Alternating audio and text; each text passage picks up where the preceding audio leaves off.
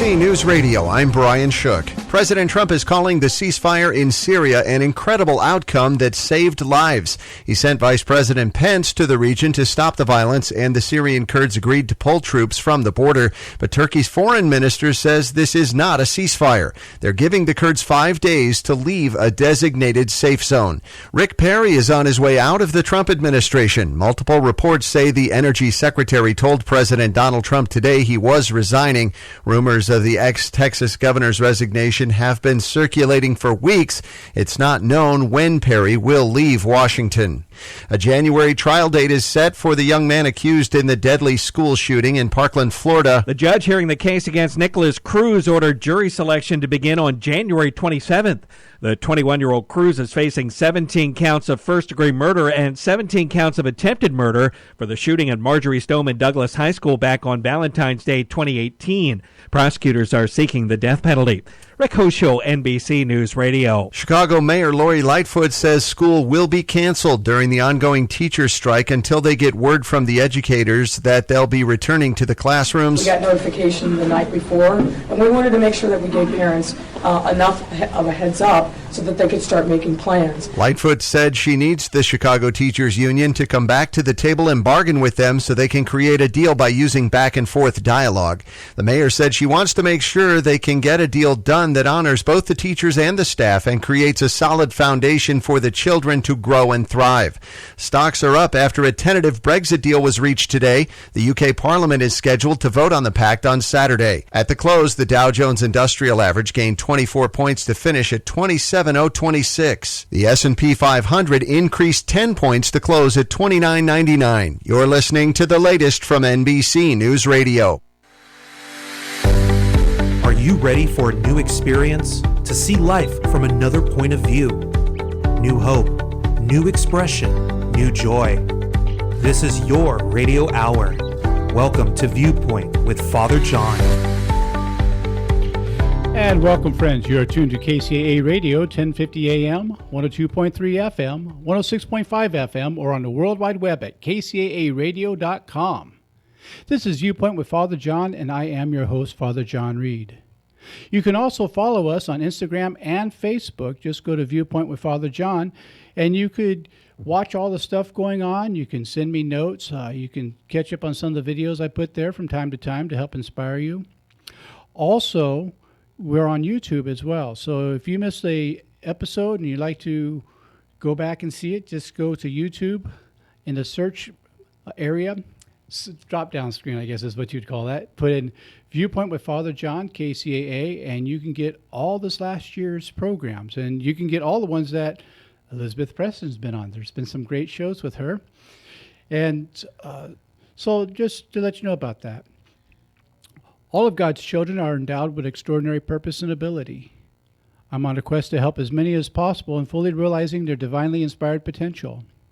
Disposing a false narrative and embracing genuineness inspires clarity of purpose. My role is to help overcome self-imposed limitations in realizing one's spiritual potential. And brothers and sisters, I want to tell you about a great pharmacy in the city of Claremont called Claremont Pharmacy. It's on the corner of Indian Hill Boulevard and Arrow Highway. Goodness, those red lips. You know, I should have gotten the warranty with it. Anyhow, it is owned by Dr. Nikki Ho. And they really take good care of their clients there. Since I've taken all my diabetic needs over there, she keeps me with a good A1C. In fact, I got a email from her today let me know that my next Januvia prescription is filled already. And I didn't even realize it was time yet. And I looked at my medicine cabinet. Dr. Nikki Ho was right. I was almost out. So thank you, Dr. Nikki. You saved me on that one again. On a more personal and serious note, I wish to express my gratitude and my condolences to the family of Representative Elijah Cummings. As some of you know, he passed this morning from illness he's been dealing with for a while. I don't care what side of the aisle you're on. This is a very good man who was a dedicated public servant, a man with a lot of heart, a lot of compassion, did a lot of work in the civil rights movement, and he truly is an American hero. And so for those of you that this is your religious practice, I hope you light a candle for him. I know that that's what I'm doing. and that you'll keep his family in your prayers. He made America a better place by his service. There are many who do that, and he's one of them who has truly stood out in that. And so, to the Cummings family, please accept our deepest condolences with every bit of our heart. I'm excited to have our friend and guest, Elizabeth Preston, back. She is an award-winning artist. She's also a presenter and does journaling, creative journaling, therapeutic journaling. And she brings a lot of stuff to the table in the area of wellness. And tonight, we're talking about a very serious issue, suicide prevention. Now, some people don't realize that suicide is preventable. Not 100%, but a high percentage. And what it takes is just one person stepping up, asking the right question, or listening in the right time. And so I'd like to invite Elizabeth to come and say hello to all of the listeners, and glad to have you with us tonight. Thank you so much, John. This is really a privilege, especially because this is an issue that's very close to my heart. Yes. And more recently, I have just taken brand new trainings Yes. in suicide prevention. And so I really appreciate the opportunity to kind of share some of that new information that I've gained. Thank you. It's a very important subject right now. As you know, because we talk quite often, we're good friends. This year, I've done the funeral services for more teenagers than I've ever done before. Yeah. The number is really high, and I think one of the reasons for it is a lot of cyberbullying that's taking place. It's a new type of emotional torture that when we were children we didn't have to deal with. We always had bullies, but we didn't have to this extent. No. And the meanness that goes with it. When we were talking about some of the things you learned in this training, I was deeply impressed, and I certainly concur with some of the hypotheses that they've come up with. I think they're on solid ground. So why don't we talk a little bit about that and the importance of saying something, and tell us about what you were learning in this training. Well, John, actually, in light of the fact that my own brother took his life at age 31 many years ago, that was a life changer for me. I went through survivor guilt. Yes.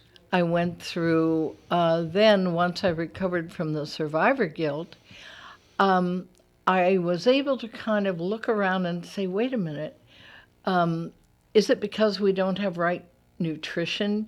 Is it because we didn't have the right kind of support? What are the elements that would lead someone to become so hopeless that they would in fact feel hopeless to the point that they no longer wanted to live? Right. So it's an issue that I've kept tabs on over the years. But what we're finding now that I'm finding so alarming, and one of the reasons I appreciate your inviting me here, is that in a 2-hour period here in California, we can expect one teenager will take their life. Wow. Say that again, would you please? That's really powerful. In a 2-hour period, one teenager will take his or her life. Oh, my goodness. And I find that astounding in light of the fact that also if I sit down in a group of 20 people, at least one person out of those 20 people is contemplating some suicide, and they are having suicide ideation. Right. And also what I was able to learn is there is a difference between suicidal thoughts and suicidal behavior. Right. And I'm no different than anyone else in terms of there's so much I don't know. Okay. But the new trainings are concentrating on the fact that you or I can become what they call alert helpers. Right. An alert helper is someone who's just a layman. Mm-hmm. They don't have to have degrees. They don't have to have a lot of education. they have to have heart. And they have to be the kind of person who will be open to whatever someone is saying Yes. in a new way, because often we avoid what's called an invitation, Mm-hmm. and we dismiss and say, well, that they don't really mean it. Right. Or they miss the clues that someone's in deep trouble. There's another thing I've noticed, and tell me if this goes along with your training. They're also afraid that they might make the person angry if they say something, or feel like they betrayed them if they turned them in. Yes. And a lot of times that's one of the regrets, is they wish maybe they said something with people I worked with. Is that consistent with what they were saying in your training? Yes, in fact, the trainings that I took, one of them was the National Alliance for the Mentally Ill, Right. in cooperation with Tri-Cities Mental Health, which is an organization that serves the communities of Pomona, California, Claremont, California, and Laverne, California. Yes. I've been a member of the National Alliance for the Mentally Ill ever since 1979 because I had family members who have suffered depression, Yes. and I wanted to prepare myself to know how to cope with that, because all too often we do have family members and we don't know whether their words are going to take their life Right. or whether it's a threat or what it is. And what we've learned today is it's not for us to judge that. It is for us to listen carefully, to be attentive, not to leave our loved ones alone when we perceive that they're depressed. Sure. There are certain things anyone can do. Well, and I want to piggyback on that just a little bit, in a little different direction. Our lifestyle, especially in California, is conducive to push people into depression. And let me tell you where I'm going with this. Mm-hmm. If you're not on the go 24/7, you're a slacker. Mm-hmm. We're overwhelmed with media. We have media 24 hours a day. Now, I'm not the first to say this. We've been saying this for a while.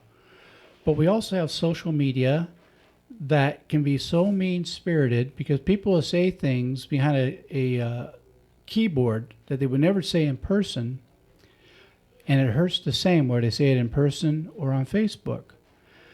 And all these different outlets, which originally was just meant to help hook family members and old friends together, can really be a dangerous place to try to navigate in and push people into depression, push them into the corner of suicide, particularly with teenagers. One of the things that I've seen in my own dealing with some of these issues as a priest is sometimes you have kids that are kind of mean-spirited that will go into the locker room in junior high or high school, take a photo of somebody who is unclad, and post it. And you can't unring that bell. No. And the person is humiliated. And remember, in our teenage years, we are fragile. You know, we talk about going out, going to football games and all that stuff. Emotionally, we are fragile. Well, I think that's the thing that I was so taken with in the training.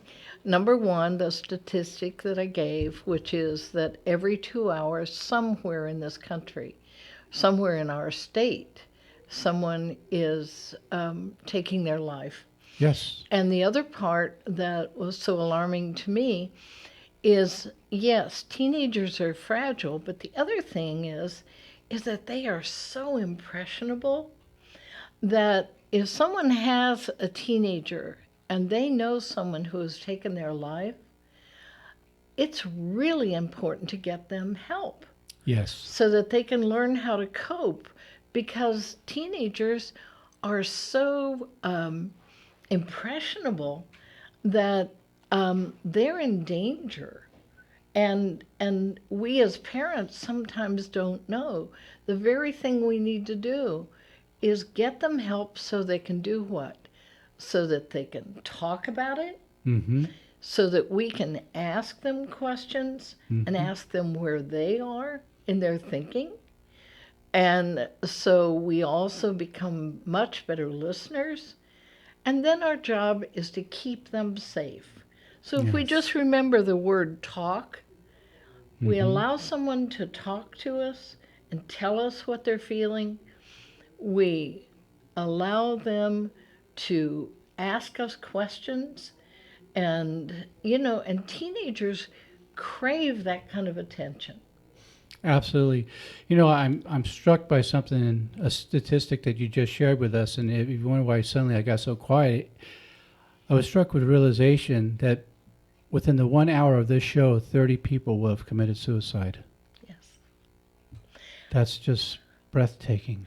It is breathtaking, and John, that's one of the reasons that I'm so grateful to be here, because I really feel that as we were taking the training, one of the things that came out of the training was how ill-equipped people feel, knowing that this is almost at an epidemic level. Yes. And so consequently, if just one young person listening to us tonight can call a suicide hotline, can reach out to their priest, can reach out to their youth leader, Their teacher. Reach out to a teacher.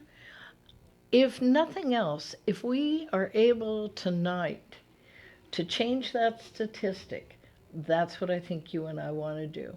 I think that's very important. Well, we're coming up to our first commercial break. My guest this evening is Elizabeth Preston. We're talking about a very important topic, which is suicide prevention. And so we'll be back in 2 and 2 to continue this conversation.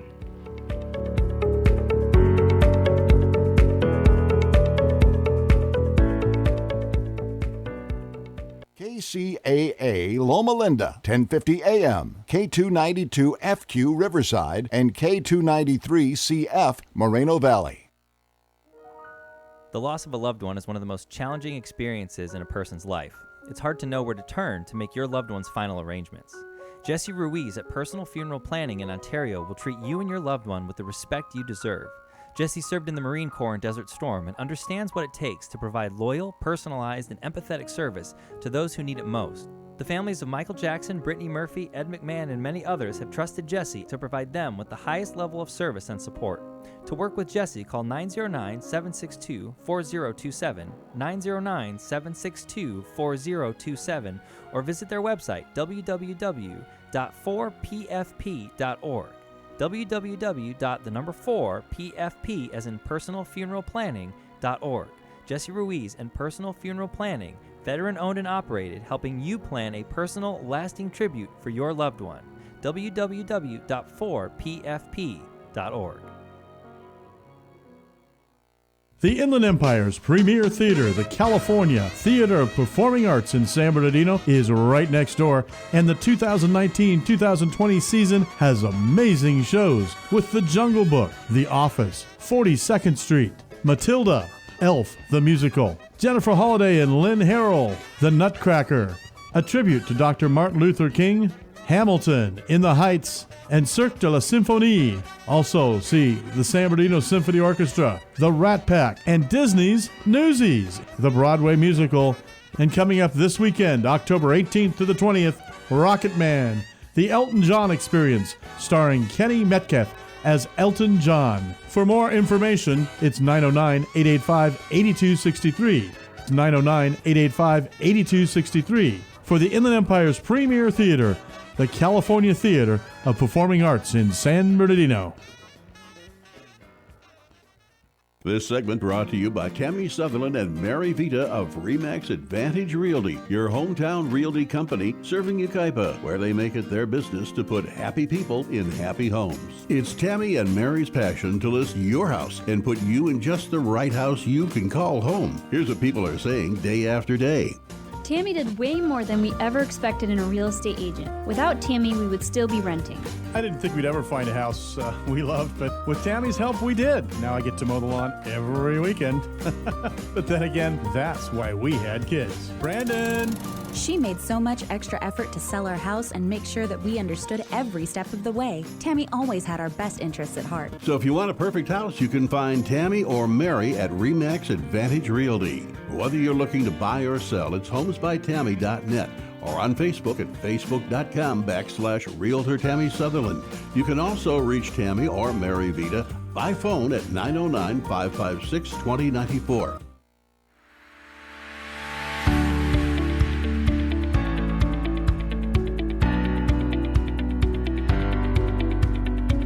And welcome back, friends. You are tuned to KCAA Radio, 1050 AM, 102.3 FM, 106.5 FM, and on the World Wide Web at kcaaradio.com. This is Viewpoint with Father John. I am your host at Father John Reed. And yes, you do see food on our table. Why do you see food on our table? Because we were at a restaurant and it was packed and we were hungry. And so Elizabeth's husband, Rob, was a gentleman and a scholar and brought the food to us. So during the commercial breaks, yes, we're eating because I'm hungry. I didn't get gordo by starving myself, okay? So while we're having food for our soul, we're trying to give you some food for thought. And the food for thought we're talking about on a very serious note is suicide prevention. And before the commercial break, we were talking about some of the statistics, not just with teenagers, but how we can actually step in a little bit if we're willing to be an active listener, a point person. You don't need a degree for that. Elizabeth explained that very well, but we'll go over that a little bit more. All you need is a heart and a good listening ear and not too much advice to give, I think. Well, John, I think that the key word that I've taken more time to really examine as I've examined new ways. First of all, in light of the fact that I've been doing suicide prevention and been involved with a number of people who have known depression and done expressive arts therapy with them, with creative journaling, which I know you're familiar with. Yes. We never know what someone else is thinking. That's true. We can think we know someone, but we really don't know what someone else is thinking. And through talk therapy, through art therapy, through creative journaling, we are in a situation to begin to give people resources and ways to begin expressing themselves. Yes. But I think part of what I was so taken with the new training is the word that's being used is preventable. Yes. Because over the years, my sense of it has been real helplessness. Okay, a real deep sense of knowing that someone is in a very dark place, and yet perhaps not knowing how to help them move to a lighter place. Yes. And the other thing that this training has taught me is the importance of connection. You and my husband and I and your wife have all known each other for 2 or 3 years, and we depend and trust each other. Yes. And, it would not be a stretch for either, and from time to time we've prayed for each other. Yes. But one of the things that the downfall, I think, that we're seeing among teenagers, among many adults. I mean, Oprah's brand new issue of her magazine this month, the lead article is how to cope with loneliness. The holidays are on the way. Very often the holidays are not bright and cheerful for everybody. It's funny you say that, and forgive the interruption, but AARP magazine is also dealing with that. I don't get Oprah, but I get AARP. And it's talking about senior depression. Yes. I was just reading about that last month's issue, and again this month's issue. They talk a little bit about that. But go ahead, I interrupted you. I apologize. No, I didn't feel interrupted, because the thing is, we're having a dialogue back and forth because we respect each other's opinions. And we're in a situation where we honor each other's ideas, and we are enthusiastic about different areas of our lives that we share. But unfortunately, when there is no connection, then people feel isolated. They can't think properly.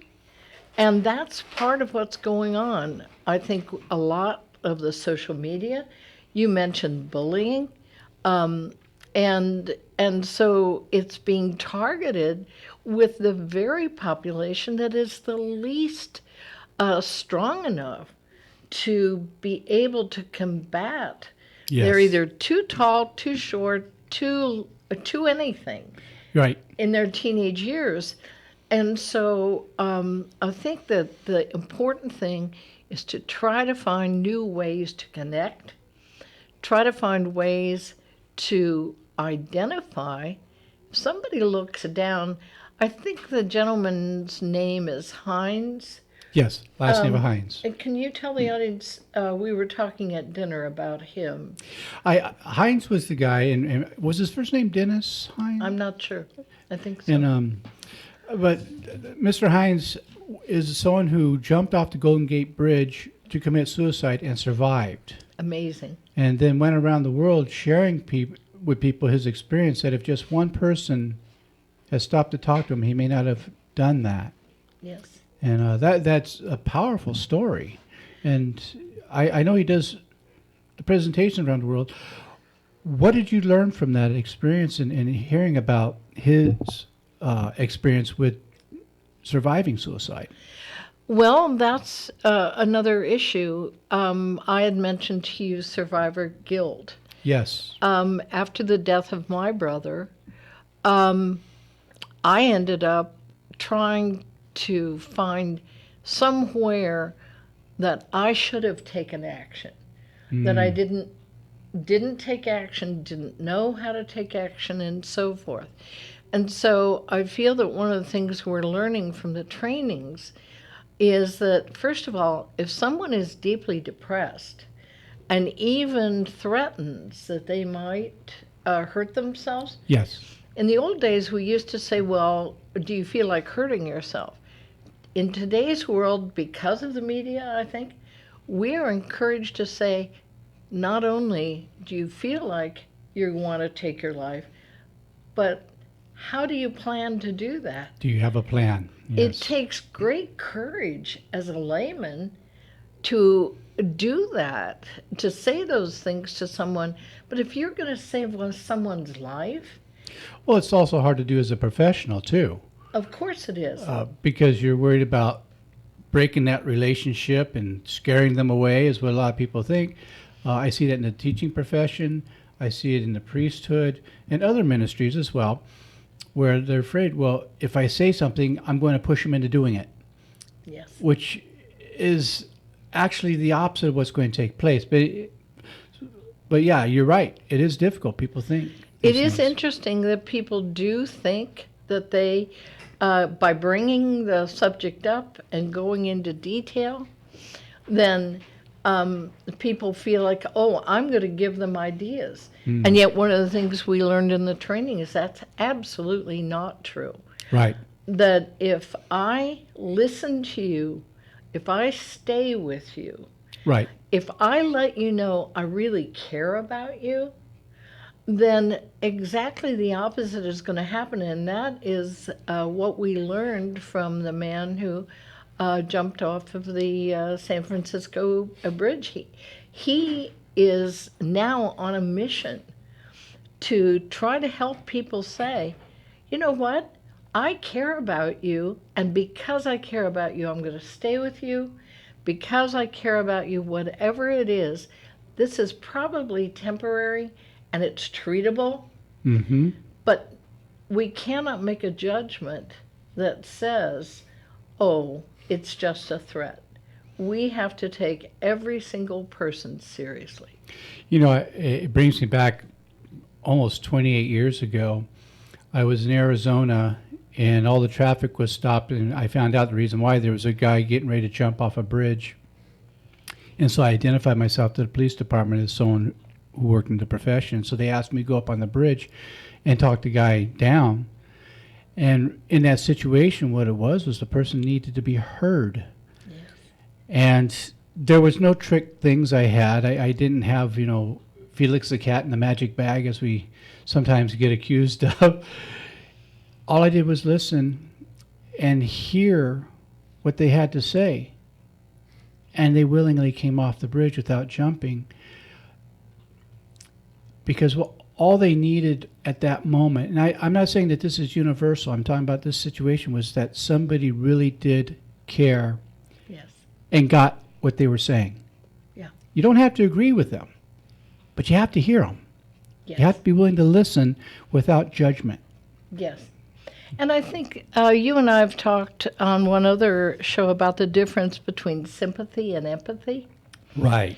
And I think that's brought home in how you listen to someone who's deeply depressed. If I say to you, "Oh, you poor thing, it's going to be okay," then I'm being sympathetic and I'm demeaning you. Right. The proper thing for me to say is, "You appear to be really distressed. Tell me about it." Right.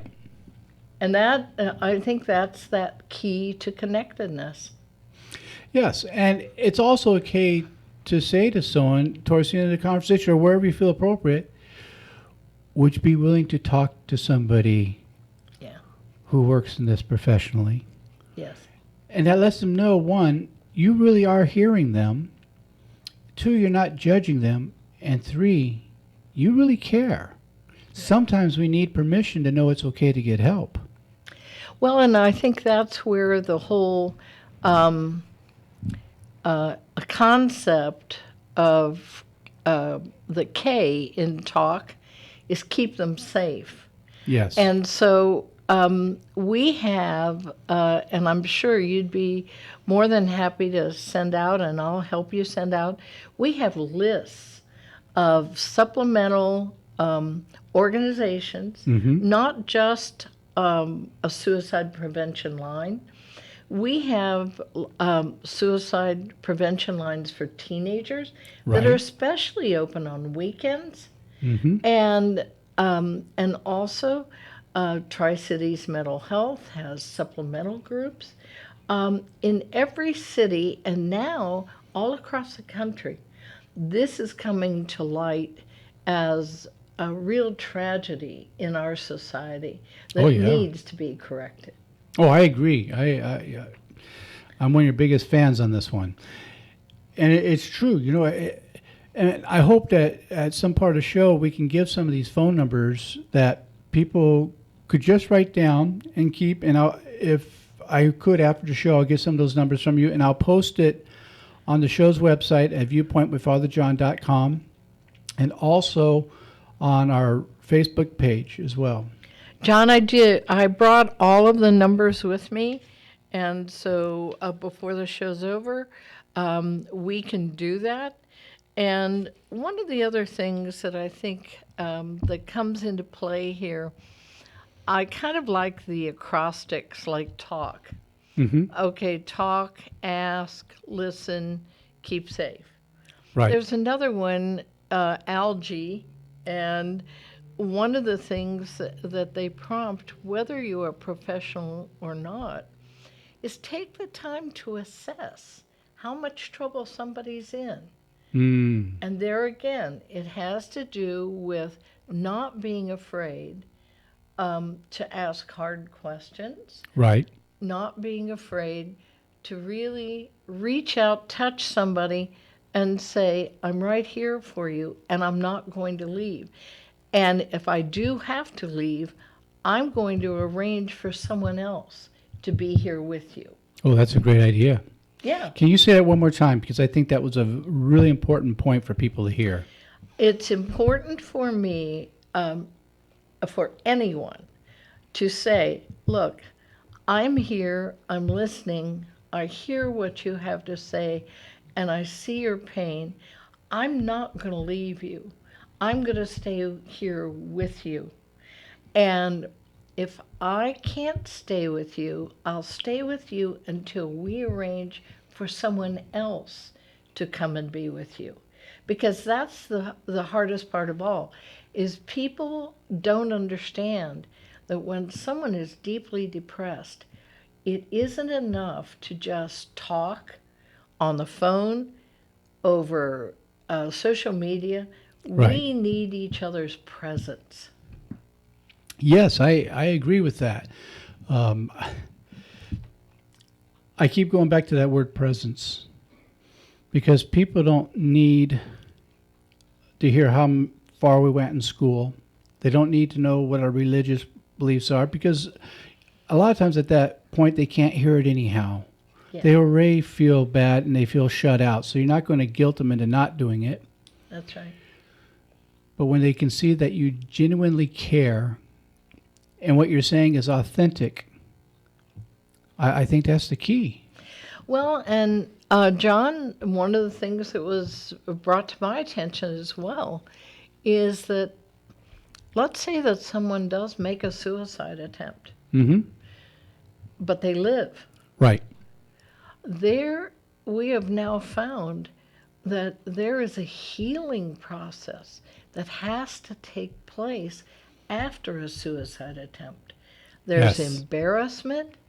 There's a sense of unreality. Did I really go that far? There's a sense of feeling spotlighted. That's right. And so it's important for us there again. If someone you have known and loved reach that point, it is equally as important for you to stay present to them afterwards. You know, years ago, before we go to commercial break, I had somebody, I knew a young person who had attempted suicide. They weren't successful, and while they were still on what's called a 5150, that's a 72-hour hold for psychiatric evaluation, the place where he was living kicked him out because they were afraid. I get their fear. And so I said, look, why don't you come stay at my place until you get on your feet? Now, I wasn't trying to be a savior there, just a little kindness.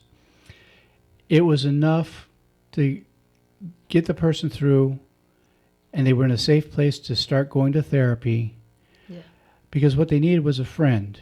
Yes. And through that gave them the courage to reach out. Well, we have to come to our next break. I always hate breaking into a commercial and something so important, but we have to pay the bills for the show. And if some of you help us do that, so remember to go to viewpointwithfatherjohn.com and click on the support button. But also the commercials that help support this show, we're going to play them right now, and we'll see you on the other side of that. You're listening to Viewpoint with Father John.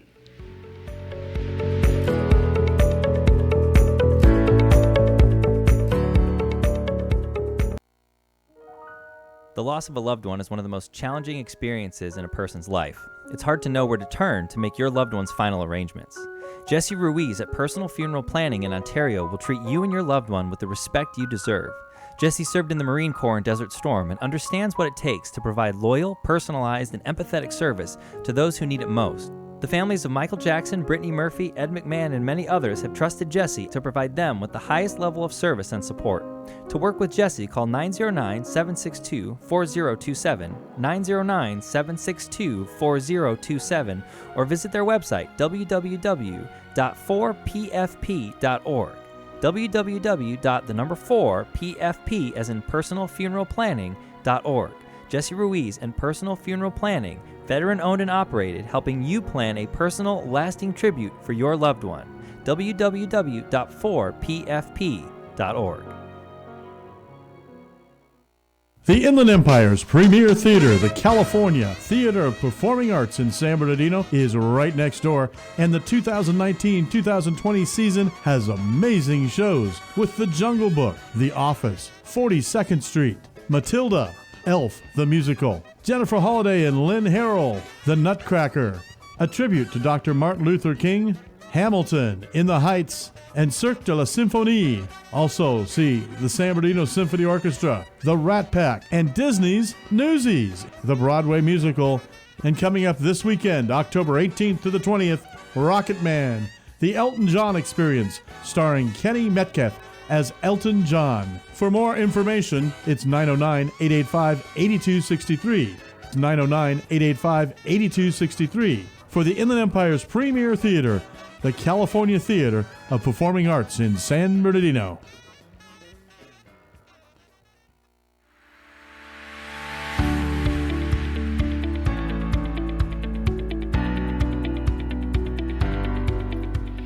And welcome back. You're tuned to KCAA Radio and Buffet tonight, 10:50 a.m., 102.3 FM, 106.5 FM, or you can listen from anywhere in the world at www.kcaaradio.com. This is Viewpoint with Father John, and I am your host, Father John Reed, as we're sitting here having our dinner in between commercial breaks. And we're going to change the focus just a little bit, because the person who is suicidal isn't the only one affected. There's the family, there's the friends. And when the person is successful at suicide, they're affected. When the person just attempts it, the family is affected by it. So I think this show has to go further than just talking about the prevention stage, but also how do we deal with the families, help the families in their recovery, because they have to go through a recovery process of their own. Would that be true? I think what put me on this very path many years ago, John, is the fact that people didn't know how to comfort me Right. At the death of my brother, nor did they know, in fact, there were even people who many years ago blamed the family. Yeah, I remember those days. And so consequently, it's a really tough call.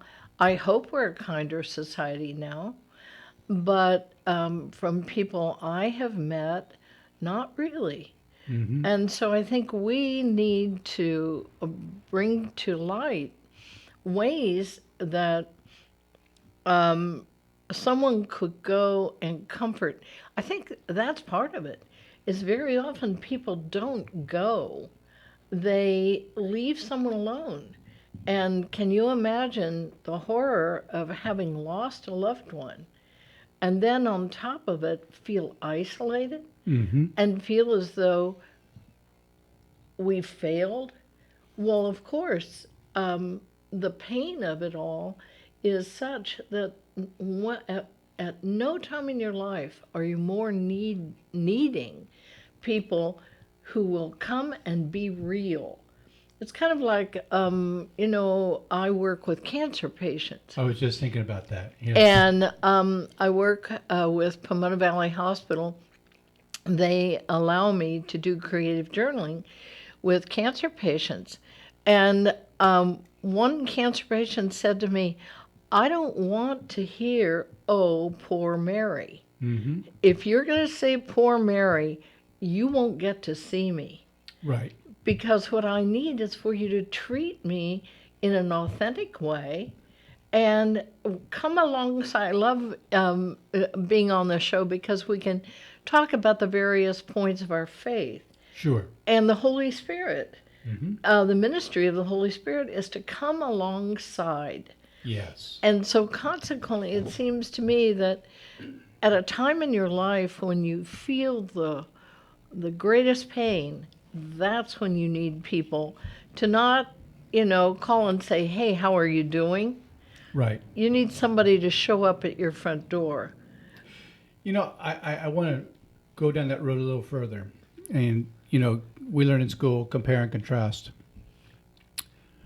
You mentioned cancer. And quite often, when a member of the family dies of cancer, people will come and bring goodies to the house, some food and such. Case in point, a friend of mine's wife was injured, and people started bringing food over because they knew he couldn't cook. Yeah. They loved her enough to do that for her. But someone goes to suicide, who takes food to the family? Yeah. And sits with them and just is present for their grief? Yes.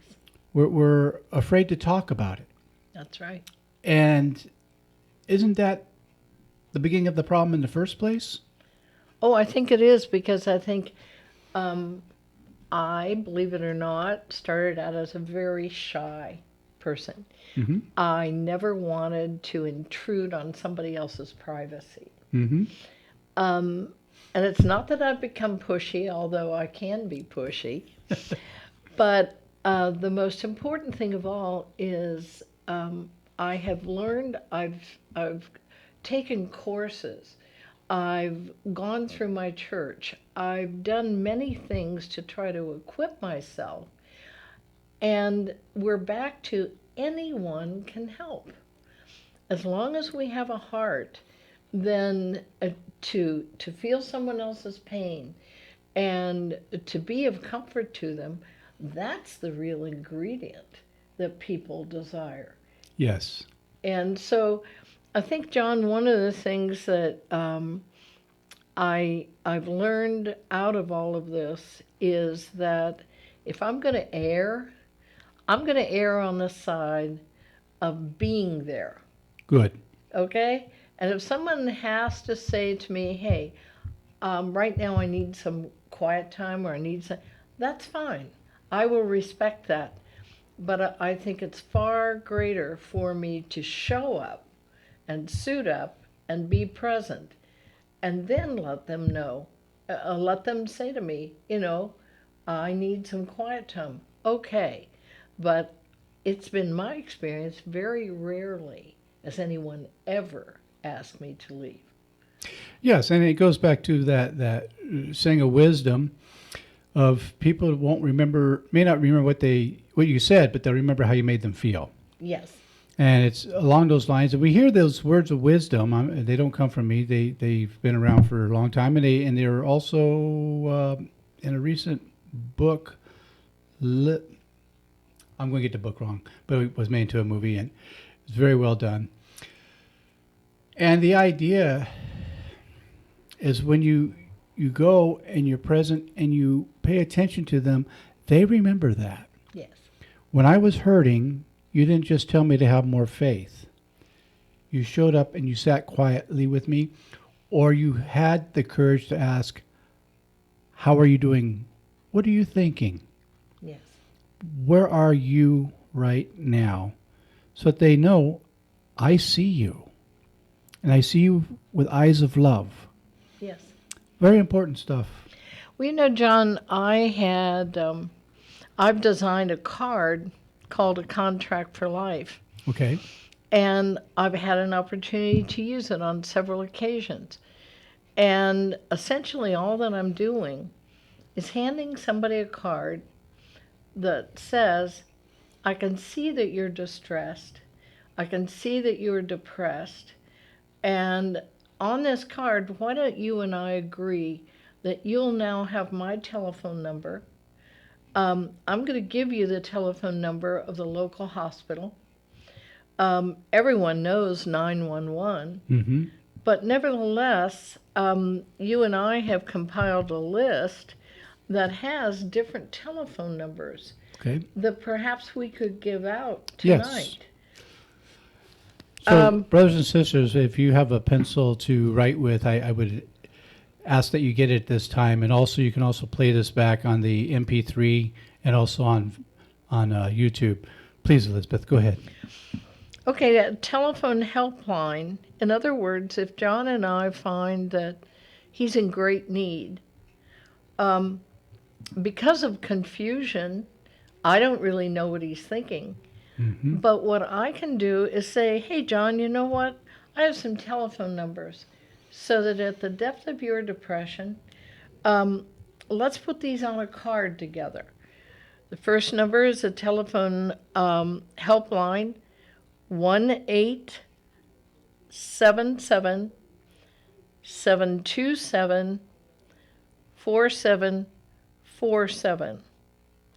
Now, believe it or not, the state of California has passed a law that telephone number is on every middle school and high school child's ID.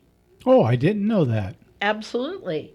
And so consequently, our state is taking measures to try to diminish the number of lives that are lost. Oh, that's powerful. And that's the telephone number that is on every student's ID.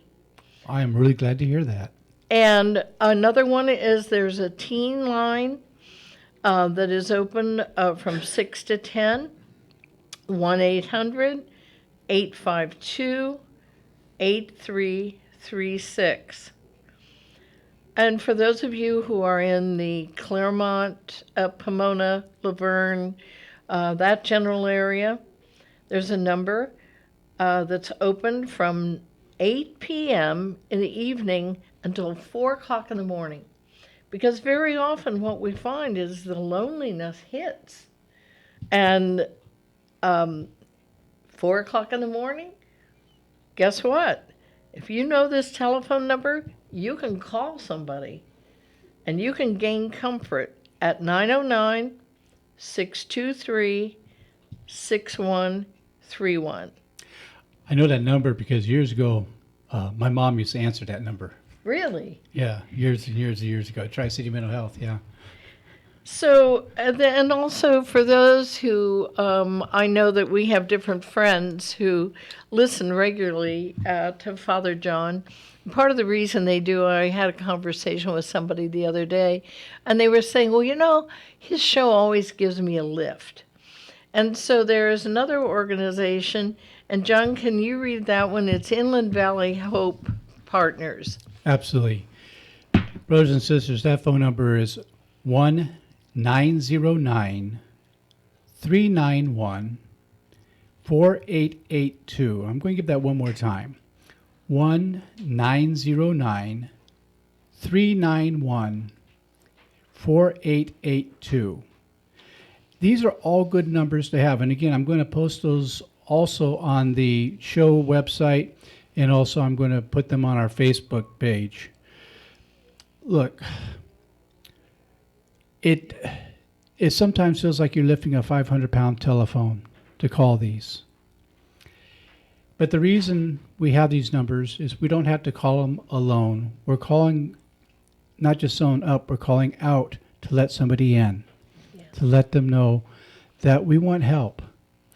And sometimes we need to hear the person on the other line ask that question, would you like help, before we even realize maybe I do.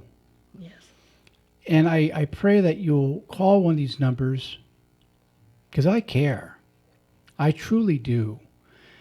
And the people on these lines truly care. Elizabeth truly cares. So we want you to call them because sometimes our head tells us we're alone when we're really just isolated at the moment. It's not a forever loneliness. And what we need is contact, not a sermon. And you know what, John? I think you really, in closing, you really touched on something, and that is the major things that we want the audience to walk away with. Suicide is preventable. Yes. And also the key to the prevention is connectedness. Yes. And so our hope is that if you are out there and you're involved in that battle of the mind, yes, where you really don't know whether or not you want to live, or perhaps you want to take another avenue, our hope is that you will realize that each and every one of you, whether you're a teenager or you're an elderly person, you are important to each and every one of us, and life is a wonderful, beautiful thing once you can get away from that battle. Right. There's been people in my life that I wish I could go back and talk to that I couldn't. And I've always wanted to say, if nothing else, call and give me the chance to say goodbye. Yes. Because the love is real, whether you can feel it or not. Mm-hmm. And sometimes we think that we're hopeless, and really we're just helpless at the moment. And so when we get the help, the hope comes to follow. But we can't think our way into it. We're not supposed to do it by ourselves. That's why, if you want to get biblical, on Noah's Ark, everything was in twos, because we're meant to do it together, not by ourselves. And so we're coming up to our last couple of minutes here. I want to thank Elizabeth Preston for being here, and I want to thank her husband, Rob, for being great and making sure that we were fed when the restaurant was so full. So thank you, Rob. This will surely get you into heaven. I'll give you your coupon after the show. So you get up there. I want to thank Frank for being a great sound engineer. We ran in and I didn't have his cookies for him tonight, so I apologize. I'm not worthy. And And so he's coming on to tell me all about it right now. I considered butchering your show tonight, but it was such an important topic that I couldn't. And you're not licensed for a butcher shop, so you can't do that. Anyhow, next week my guest is a dear friend and my former superior, Archbishop Donald Jolly Gabriel, and we're going to be talking about some things that are very spiritual. Tonight was very spiritual as well. And we're going to talk a little bit about the eternality of life. I can't even say the word now. See, it's too long for me. Can you talk eternity to a guy who has the attention span of a monkey? That's just torture.